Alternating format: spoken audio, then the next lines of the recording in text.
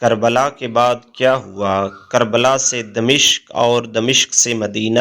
اسیران کربلا کا قافلہ جب یزید کے دربار میں پہنچا تو وہاں موجود ایک شامی وزیر نے حضرت امام حسین رضی اللہ عنہ کی بیٹی کی طرف اشارہ کرتے ہوئے کہا، اے خلیفہ، مجھے قیدیوں میں سے وہ لڑکی بطور کنیز دے دو۔ حضرت زینب رضی اللہ تعالی عنہا کی چیخ نکل گئی اور امام زین العابدین سے کہا، جب تک اس شامی کی گردن سر پر موجود ہے، بسم اللہ الرحمن الرحیم، کیا آپ نے کبھی سوچا ہے کہ میدان کربلا میں تلواروں کے خاموش ہو جانے کے بعد کیا ہوا؟ کیا 10 محرم 61 ہجری کی شام کے ساتھ ہی یہ داستان ختم ہو گئی تھی، یا اصل آزمائش اس کے بعد شروع ہوئی، جب حضرت امام حسین رضی اللہ عنہ اور ان کے جانثار ساتھی شہادت کے عظیم مقام پر فائز ہو چکے تھے، جب میدان میں گرد بیٹھ چکی تھی، جب خیموں کے اطراف خاموشی چھا چکی تھی، تب ایک ایسا سفر شروع ہوا جس نے اسلامی تاریخ پر گہرے نقوش چھوڑے۔ یہ سفر تھا اہل بیت کے ان افراد کا جو اس معرکے کے بعد زندہ بچے تھے۔ کربلا کی سرزمین پر شام اتر رہی تھی، خیموں میں غم کی کیفیت تھی، عورتیں اور بچے اپنے پیاروں کی جدائی کا صدمہ برداشت کر رہے تھے۔ حضرت امام زین العابدین رضی اللہ عنہ شدید بیماری کی حالت میں موجود تھے اور دوسری طرف ابن زیاد کے سپاہی اپنی ذمہ داریوں میں مصروف تھے۔ تاریخی روایات کے مطابق شہداء کے سروں کو جمع کیا گیا، مختلف انتظامات کیے گئے اور پھر یہ فیصلہ ہوا کہ باقی اہل بیت کو کوفہ لے جایا جائے۔ یہ سفر آسان نہ تھا، نہ جسمانی اعتبار سے اور نہ ہی جذباتی اعتبار سے۔ جن لوگوں نے اپنے باپ، بھائی، بیٹے اور عزیز کھوئے تھے، انہیں ایک نئے امتحان کا سامنا تھا۔ قافلہ کربلا سے روانہ ہوا تو راستے بھر مختلف قسم کے لوگوں کی باتیں گردش کر رہی تھیں۔ کچھ لوگ حقیقت سے ناواقف تھے، کچھ حیران تھے اور کچھ دل ہی دل میں اس ثانیے پر افسردہ تھے۔ جب یہ قافلہ کوفے کے قریب پہنچا تو شہر میں خبر پھیل چکی تھی کہ کربلا کے واقعات کے بعد اسیران کو لایا جا رہا ہے۔ کوفہ وہی شہر تھا جہاں سے حضرت امام حسین رضی اللہ عنہ کو خطوط بھیجے گئے تھے، جہاں کے بہت سے لوگوں نے مدد کا وعدہ کیا تھا مگر حالات نے مختلف رخ اختیار کر لیا تھا۔ روایتوں میں آتا ہے کہ جب اہل بیت کا قافلہ کوفہ میں داخل ہوا تو بہت سے لوگ جمع ہو گئے۔ بعض لوگ رو رہے تھے، بعض حیرت سے دیکھ رہے تھے اور بعض کو شاید پہلی بار اندازہ ہو رہا تھا کہ جو کچھ ہوا وہ کس قدر بڑا سانحہ ہے۔ انہی حالات میں حضرت زینب رضی اللہ عنہا کے خطبے کا ذکر ملتا ہے جس میں انہوں نے لوگوں کو ان کی ذمہ داریوں اور کوتاہیوں کی یاد دلائی۔ ان الفاظ نے بہت سے دلوں کو جھنجھوڑ دیا۔ کوفہ کے بازاروں اور گلیوں میں ایک عجیب کیفیت تھی۔ لوگ ایک دوسرے سے سوال کر رہے تھے، کچھ اپنے کیے پر نادم تھے اور کچھ خاموش کھڑے سب کچھ دیکھ رہے تھے۔ اس کے بعد اہل بیت کو ابن زیاد کے دربار میں پیش کیا گیا۔ تاریخی کتابوں میں اس ملاقات کی مختلف تفاصیل مذکور ہیں۔ ابن زیاد نے اپنی سیاسی حیثیت کے مطابق گفتگو کی، جبکہ حضرت امام زین العابدین رضی اللہ عنہ اور حضرت زینب رضی اللہ عنہا نے نہایت وقار اور استقامت کا مظاہرہ کیا۔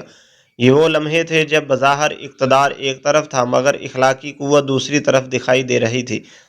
دربار میں ہونے والی گفتگو کے بعد مورخین نے مختلف انداز میں نقل کی ہے، لیکن ایک بات تقریباً تمام روایتوں میں مشترک نظر آتی ہے کہ اہل بیت نے انتہائی صبر اور ثابت قدمی کا مظاہرہ کیا۔ کوفہ میں قیام کے دوران لوگوں کے جذبات مزید ابھرنے لگے۔ بہت سے افراد کو احساس ہو رہا تھا کہ تاریخ کا ایک دردناک باب ان کی آنکھوں کے سامنے لکھا گیا ہے۔ پھر فیصلہ ہوا کہ اس قافلے کو دمشق روانہ کیا جائے۔ یہ سفر طویل تھا، راستے میں مختلف علاقوں سے گزرنا تھا، مختلف قبائل، بستیاں اور شہر اس راستے میں آتے تھے۔ ہر مقام پر لوگوں کا رد عمل ایک جیسا نہیں تھا، کہیں لوگ خاموشی سے دیکھتے تھے، کہیں سوالات کیے جاتے تھے اور کہیں افسردگی کا اظہار ہوتا تھا۔ قافلہ آہستہ آہستہ شام کی طرف بڑھ رہا تھا۔ ان دنوں سفر آج کی طرح آسان نہ تھا۔ طویل فاصلے، موسمی سختیاں اور مسلسل نقل و حرکت خود ایک آزمائش تھی۔ اس دوران اہل بیت کے افراد اپنے صبر و وقار اور اللہ تعالیٰ پر توکل کے ساتھ یہ تمام مراحل طے کر رہے تھے۔ تاریخی روایات میں بعض ایسے واقعات بھی مذکور ہیں جن میں راستے کے لوگوں نے اہل بیت کے بارے میں معلومات حاصل کی اور جب انہیں حقیقت کا علم ہوا تو ان کے تاثرات بدل گئے۔ یہ سفر صرف ایک جغرافیائی سفر نہیں تھا بلکہ بہت سے لوگوں کے لیے حقائق سے آگاہی کا ذریعہ بھی بن رہا تھا۔ کربلا کی خبر مختلف علاقوں میں پھیل رہی تھی اور لوگ اس کے بارے میں گفتگو کر رہے تھے۔ قافلے کے ہر پڑاؤ کے ساتھ یہ احساس مزید گہرا ہوتا جا رہا تھا کہ اسلامی تاریخ کا ایک نہایت اہم واقعہ رونما ہو چکا ہے۔ دمشق ابھی دور تھا مگر سفر جاری تھا۔ اہل بیت کے لیے یہ دن آزمائش، صبر اور استقامت کے دن تھے، جبکہ امت کے بہت سے افراد کے لیے یہ غور و فکر اور احساس و ندامت کے ایام بن رہے تھے۔ راستے کی گرد اڑ رہی تھی، قافلہ آگے بڑھ رہا تھا اور تاریخ ایک ایسے باب کی طرف بڑھ رہی تھی جس کے واقعات آنے والی نسلوں تک بیان کیے جانے تھے۔ دمشق کی طرف بڑھتا ہوا یہ قافلہ صرف چند مسافروں کا قافلہ نہیں تھا، بلکہ اپنے ساتھ ایک ایسا درد لے کر جا رہا تھا جس کی گونج پورے عالم اسلام میں سنائی دے رہی تھی۔ دن رات گزرتے گئے، راستے بدلتے گئے اور آخرکار وہ وقت قریب آ گیا جب اہل بیت کا قافلہ شام کے دارالحکومت دمشق کے نزدیک پہنچا۔ اس زمانے میں دمشق بنو امیہ کی حکومت کا مرکز تھا، ایک عظیم شہر جس کی گلیاں آباد تھی، بازاروں میں رونق تھی اور لوگ اپنے روز مرہ کے معاملات میں مصروف تھے۔ بہت سے لوگوں کو کربلا کے اصل حالات کا تفصیلی علم نہیں تھا۔ ان تک جو خبریں پہنچی تھیں وہ حکومتی ذرائع کے ذریعے پہنچی تھیں، اس لیے اکثر لوگ اس ثانیہ کی حقیقت نوعیت سے واقف نہ تھے۔ جب قافلے کی آمد کی خبر پھیلی تو شہر کے مختلف حصوں میں گفتگو شروع ہوئی۔ لوگ جاننا چاہتے تھے کہ آنے والے کون ہیں اور ان کے ساتھ کیا معاملہ پیش آیا ہے۔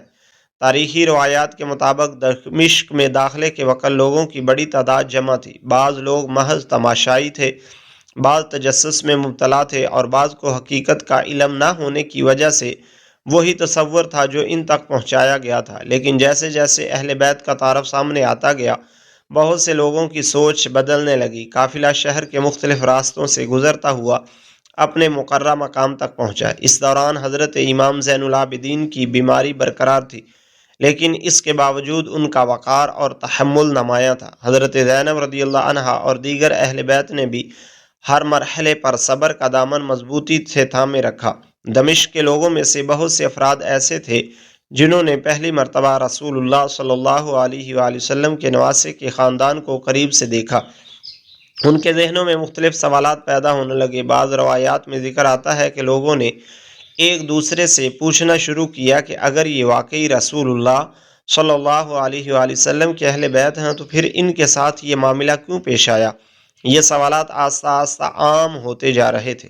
اس کے بعد اہل بیت کو یزید کے دربار میں پیش کیا گیا۔ یہ وہ مقام تھا جس کے بارے میں بعض میں مورخین نے بہت تفصیل سے لکھا ہے۔ مختلف تاریخی کتابوں میں اس مجلس کی تفصیل کچھ اختلافات کے ساتھ ملتی ہے، تاہم مجموعی طور پر یہ بات بیان کی جاتی ہے کہ دربار میں اہل بیت اور حکومتی نمائندوں کے درمیان گفتگو ہوئی۔ حضرت امام زین العابدین نے نہایت حکمت اور وقار کے ساتھ اپنا موقف پیش کیا، جبکہ حضرت زینب رضی اللہ عنہا نے بھی اپنے کلمات کے ذریعے حاضرین پر گہرا اثر ڈالا۔ ان کے الفاظ میں نہ صرف درد تھا بلکہ حق گوئی اور ثابت قدمی بھی نمایاں تھی۔ دربار میں موجود بہت افراد نے پہلی بار اہل بیت کی بات براہ راست سنی۔ بعض روایات کے مطابق ان کلمات نے مجلس کے ماحول کو بدل دیا اور لوگوں کے دلوں پر اثر ڈالا۔ انہی تاریخی روایات میں ایک واقعہ یہ بھی مذکور ہے کہ ایک شامی شخص نے اہل بیت کی ایک لڑکی کے بارے میں نامناسب مطالبہ کیا۔ اس پر حضرت زینب رضی اللہ عنہا نے سختی کے ساتھ جواب دیا اور اس شخص کی بات کو رد کیا۔ بعد کی روایات میں یہ بھی آتا ہے کہ یزید نے اس شخص کو جھڑکا اور اس کی بات قبول نہیں کی۔ اگرچہ اس واقعے کی تفصیلات مختلف کتابوں میں مختلف انداز میں بیان ہوئی ہیں، لیکن اسے کربلا کے بعد مشہور واقعات میں شمار کیا جاتا ہے۔ دمشق میں قیام کے دوران حالات آہستہ آہستہ تبدیل ہونے لگے۔ جو لوگ پہلے حقیقت سے ناواقف تھے وہ اب اہل بیت کی گفتگو سن کر مختلف انداز میں سوچنے لگے۔ بعض روایتوں کے مطابق شہر کے کئی افراد نے افسوس اور ہمدردی کا اظہار کیا۔ یہ وہ وقت تھا جب کربلا کا واقعہ محض ایک جنگ یا سیاسی تنازع کے طور پر نہیں بلکہ ایک بڑے سانحے کے طور پر لوگوں کے سامنے آ رہا تھا۔ حضرت امام زین العابدین کی گفتگو اور حضرت زینب رضی اللہ عنہا کے خطبات نے بہت سے لوگوں کے دلوں کو متاثر کیا۔ دمشق کے بازاروں، گلیوں اور مجالس میں اس واقعے کا تذکرہ بڑھنے لگا۔ لوگ ایک دوسرے سے سوال کرتے، مختلف روایاتیں بیان کرتے اور اس انجام پر حیرت کا اظہار کرتے جو نواسہ رسول کے خاندان کے ساتھ پیش آیا تھا۔ کچھ وقت گزرنے کے بعد اہل بیت کے بارے میں نئی ہدایات سامنے آئیں۔ تاریخی روایات میں ذکر ملتا ہے کہ ان کے ساتھ پہلے کے مقابلے میں نرم رویہ اختیار کیا گیا، انہیں قیام کے لیے بہتر سہولتیں دی گئیں اور بعض ملاقاتوں کی اجازت بھی دی گئی۔ مختلف مورخین نے ان تفصیلات کو الگ الگ انداز میں نقل کیا ہے، لیکن عمومی تصویر یہی بنتی ہے کہ دمشق میں موجودگی کے دوران عوامی جذبات میں نمایاں تبدیلی پیدا ہو چکی تھی۔ اب وہ مرحلہ قریب آ رہا تھا جب اہل بیت کی واپسی کے بارے میں فیصلہ ہونا تھا۔ کربلا سے کوفہ اور کوفے سے دمشق تک کا سفر بے شمار آزمائشوں سے بھرپور تھا، مگر ابھی ایک اور سفر باقی تھا، وہ سفر جو اہل بیت کو دوبارہ حجاز کی سرزمین کی طرف لے جانے والا تھا، اس سرزمین کی طرف جہاں رسول اللہ صلی اللہ علیہ وسلم کی یادیں تھیں، جہاں مدینہ منورہ تھا اور جہاں اس عظیم ثانیہ کی خبر سننے والے بے شمار دل پہلے ہی غم سے بھر چکے تھے۔ دمشق میں گزرنے والے وہ دن تاریخ کے نہایت اہم دنوں میں شمار ہوتے ہیں۔ کربلا کا واقعہ اب صرف عراق تک محدود نہیں رہا تھا، بلکہ اس کی بازگشت شام کے ایوانوں، بازاروں اور عام لوگوں کی گفتگو تک پہنچ چکی تھی۔ اہل بیت کی موجودگی نے بہت سے لوگوں کو سوچنے پر مجبور کر دیا تھا۔ وہ لوگ جو پہلے صرف سنی سنائی باتوں پر یقین کرتے تھے، اب حقیقت کے ایک دوسرے رخ سے بھی واقف ہو رہے تھے۔ تاریخی روایات کے مطابق دمشق میں قیام کے دوران متعدد افراد اہل بیت سے ملے، ان کی گفتگو سنی اور ان کے حالات جاننے کی کوشش کی۔ وقت گزرنے کے ساتھ ساتھ ماحول میں تبدیلی محسوس ہونے لگی۔ بعض مورخین لکھتے ہیں کہ عوامی رائے میں نرمی پیدا ہوئی اور لوگوں کے دلوں میں ہمدردی کے جذبات مزید نمایاں ہوئے۔ انہی حالات کے درمیان اہل بیت کی واپسی کا معاملہ زیر غور آیا۔ مختلف تاریخی کتب میں تفصیلات کچھ فرق کے ساتھ بیان ہوئی ہیں، لیکن مجموعی طور پر یہ ذکر ملتا ہے کہ اہل بیت کو مدینہ واپس بھیجنے کا فیصلہ کیا گیا۔ اس فیصلے کے بعد سفر کی تیاریاں شروع ہوئیں۔ یہ سفر پہلے کے تمام مراحل سے مختلف تھا۔ کربلا سے کوفہ اور کوفے سے دمشق تک کے سفر میں قید، نگرانی اور سخت آزمائشوں کا پہلو نمایاں تھا، جبکہ اب واپسی کا مرحلہ شروع ہو رہا تھا۔ جب قافلہ دمشق سے روانہ ہوا تو اس کے افراد کے دلوں میں کئی طرح کے جذبات موجود تھے۔ ایک طرف عزیزوں کی جدائی کا غم تھا، دوسری طرف اپنے وطن اور اپنے شہر کی طرف لوٹنے کا احساس تھا، لیکن اس واپسی میں خوشی کی وہ کیفیت نہیں تھی جو عام مسافروں کی واپسی میں ہوتی ہے۔ ایک ایسا قافلہ تھا جس نے اپنے سب سے قیمتی افراد کو کھو دیا تھا۔ راستے بھر کربلا کی یادیں ان کے ساتھ تھیں۔ ہر منزل پر شہداء کی یاد تازہ ہو جاتی، ہر پڑاؤ پر وہ چہرے یاد آتے جو اب دنیا میں موجود نہ تھے۔ حضرت امام حسین رضی اللہ عنہ، حضرت عباس رضی اللہ عنہ، حضرت علی اکبر رضی اللہ عنہ، حضرت قاسم اور دیگر شہداء کی قربانیاں اہل بیت کے دلوں میں تازہ تھیں۔ سفر کے دوران لوگ مختلف مقامات پر اس قافلے کو دیکھتے اور اس بارے میں دریافت کرتے۔ کربلا کا ذکر اب دور دراز علاقوں تک پہنچ چکا تھا۔ بعض مقامات پر لوگ افسوس کا اظہار کرتے، بعض دعائیں دیتے اور بعض خاموشی سے قافلے کو گزرتا ہوا دیکھتے۔ یہ وہ لمحہ تھا جب کربلا کی داستان زبانی روایتوں کے ذریعے مختلف علاقوں میں پھیل رہی تھی۔ قافلہ آہستہ آہستہ حجاز کی سمت بڑھ رہا تھا۔ تاریخی روایات میں ایک مشہور بات یہ بھی ملتی ہے کہ واپسی کے دوران کربلا جانے کا ذکر کیا گیا، تاہم اس بارے میں مورخین کے درمیان اختلاف پایا جاتا ہے۔ بعض مورخین اس روایت کو قبول کرتے ہیں جبکہ بعض اسے تاریخی اعتبار سے مضبوط نہیں سمجھتے۔ اسی لیے اس مسئلے میں قطعی دعویٰ کرنے کے بجائے اختلاف کا ذکر کرنا زیادہ مناسب سمجھا جاتا ہے۔ جو بات یقینی ہے وہ یہ ہے کہ بالآخر اہل بیت کا قافلہ مدینہ کی طرف روانہ رہا اور ان کا اصل مقصد اپنے شہر واپس پہنچنا تھا۔ جوں جوں مدینہ قریب آتا جا رہا تھا، دلوں کی کیفیت بھی بدلتی جا رہی تھی۔ مدینہ وہ شہر تھا جہاں سے حضرت امام حسین رضی اللہ عنہ نے سفر کا آغاز کیا تھا، وہی شہر جہاں رسول اللہ صلی اللہ علیہ وسلم کا روضہ مبارک تھا، وہی شہر جہاں اہل بیت کے بے شمار عزیز، دوست اور جاننے والے موجود تھے۔ لیکن اب مدینہ میں داخل ہونے والے لوگ وہ نہ تھے جو چند ماہ پہلے وہاں سے نکلے تھے۔ حالات بدل چکے تھے، زمانہ بدل چکا تھا اور تاریخ کا ایک عظیم سانحہ وقوع پذیر ہو چکا تھا۔ مدینہ کے لوگوں تک کربلا کی خبر مختلف ذرائع کے ذریعے پہنچ چکی تھی۔ یہ قافلہ کربلا کی قربانیوں کی داستان اور جدائی کے ناقابل فراموش زخم لے کر واپس آ رہا تھا۔ تاریخی روایات میں آتا ہے کہ مدینہ کے لوگوں کو جب اہل بیت کی آمد کی اطلاع ملی تو پورے شہر میں ایک خاص کیفیت پیدا ہو گئی۔ ہر شخص بے چینی سے منتظر تھا۔ جن گھروں میں پہلے خوشی اور امید کے چراغ روشن تھے، وہاں اب غم اور افسوس کی فضا تھی۔ لوگوں کو معلوم تھا کہ رسول اللہ صلی اللہ علیہ وسلم کے نواسے حضرت امام حسین رضی اللہ عنہ اب دنیا میں موجود نہیں ہیں، لیکن جب اس حقیقت کے زندہ گواہ شہر میں داخل ہونے والے تھے تو غم کی شدت اور بھی بڑھ گئی۔ قافلہ مدینہ کے قریب رکا۔ بعض روایات میں ذکر آتا ہے کہ اہل بیت کے افراد اس کیفیت میں شہر میں داخل ہوئے کہ ہر طرف رنج و ملال کی فضا تھی۔ لوگ گھروں سے نکل آئے، مرد، عورتیں، بوڑھے اور نوجوان سب اس قافلے کو دیکھنے کے لیے جمع ہونے لگے۔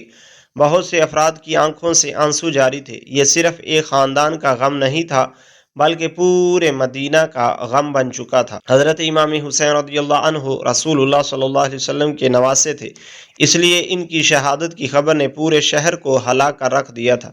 جب اہل بیت مدینہ میں داخل ہونے تو مختلف گھروں سے رونے کی آوازیں بلند ہوئیں۔ لوگ اپنے اپنے انداز میں تعزیت اور ہمدردی کا اظہار کر رہے تھے۔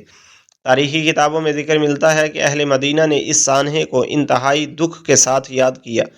حضرت زینب رضی اللہ تعالی عنہا، حضرت امام زین العابدین اور دیگر اہل بیت نے وہ تمام حالات بیان کیے جو کربلا میں پیش آئے تھے۔ جو لوگ پہلے صرف خبریں سن رہے تھے، اب وہ عینی شاہدین سے تفصیلات سن رہے تھے۔ ان واقعات نے مدینہ کے لوگوں کے دلوں پر گہرا اثر ڈالا۔ کربلا کی یادیں اب صرف ایک میدان تک محدود نہ تھیں بلکہ مدینہ کی گلیوں اور گھروں تک پہنچ چکی تھی۔ وقت گزرتا گیا لیکن کربلا کا ذکر ختم نہ ہوا۔ حضرت امام حسین رضی اللہ عنہ کی قربانی، ان کے صبر، ان کے اصولی موقف اور ان کے اہل خانہ کی استقامت کو لوگ یاد کرتے رہے۔ حضرت امام زین العابدین نے اپنی زندگی کے ذریعے اس پیغام کو آگے پہنچایا جو کربلا نے امت کو دیا تھا۔ حضرت زینب رضی اللہ عنہا کا کردار بھی تاریخ میں ہمیشہ یاد رکھا گیا کیونکہ انہوں نے انتہائی سخت حالات میں صبر، حوصلے اور حق گوئی کی مثال قائم کی۔ کربلا کے بعد کا سفر محض ایک جغرافیائی سفر نہیں تھا بلکہ ایک پیغام کا سفر تھا۔ کربلا سے کوفہ، کوفہ سے دمشق اور دمشق سے مدینہ تک پیش آنے والے واقعات نے ہمیں یہ دکھایا کہ آزمائش کتنی ہی بڑی کیوں نہ ہو، صبر اور استقامت انسان کو عظمت عطا کرتے ہیں۔ تاریخ کے صفحات پر بہت سے حکمرانوں کے نام لکھے گئے اور بہت سی حکومتیں آئیں اور چلی گئیں، لیکن حضرت امام حسین رضی اللہ عنہ کی قربانی آج بھی یاد کی جاتی ہے۔ اس کی ایک بڑی وجہ یہ ہے کہ کربلا صرف ایک جنگ کا نام نہیں بلکہ اصول، وفاداری، صبر اور حق پر ثابت قدم رہنے کی ایک ایسی مثال ہے جسے صدیوں بعد بھی فراموش نہیں کیا جا سکتا۔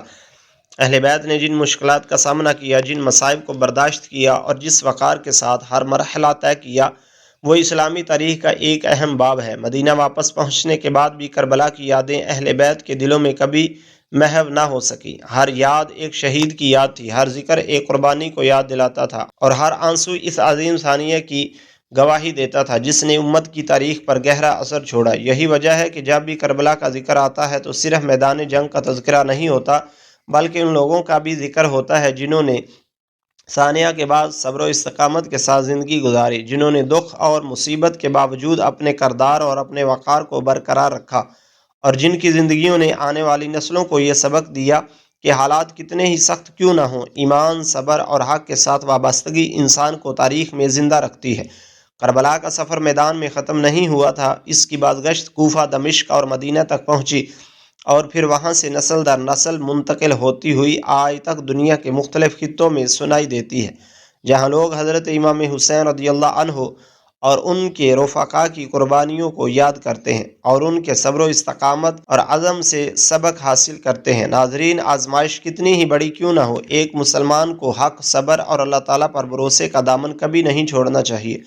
اللہ تعالیٰ ہمیں حضرت امام حسین رضی اللہ عنہ، اہل بیت رسول صلی اللہ علیہ وسلم کی سیرت سے صبر، استقامت اور حق پر ثابت قدم رہنے کا سبق حاصل کرنے کی توفیق عطا فرمائے، آمین۔ ناظرین، کمنٹ باکس میں اللہ تعالیٰ کے 99 ناموں میں سے ایک نام ضرور ٹائپ کریں۔